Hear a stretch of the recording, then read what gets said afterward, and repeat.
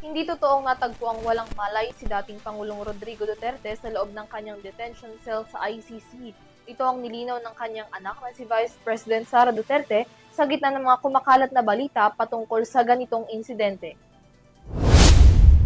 Sa kanyang talumpati sa Run for Duterte event sa Davao City nitong linggo, pinabulaanan ni VP Sara ang mga nasabing balita at na walang nangyaring ganitong insidente sa dating Pangulo. Ayon kay VP Sara, sa pamamagitan ng kanyang mga abogado, mismong ang kanyang ama na rin ang nagsabi na hindi totoong nawalan ito ng malay sa loob ng kanyang detensyon at na mabuti ang kanyang kalusugan at kalagayan sa ngayon.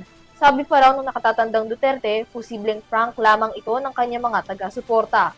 Samantala, nakatuon naman ang pansin ngayon ng pamilya sa nalalapit na public hearing sa November 28 patungkol sa desisyon sa kanilang apelang interim release ng dating Pangulo. Umaasa man daw sa isang positibong desisyon, sakali man aniyang hindi sila mapaboran, patuloy pa rin paghahandaan at trabahuhin ng defense team ni Duterte ang kaso nito sa ICC.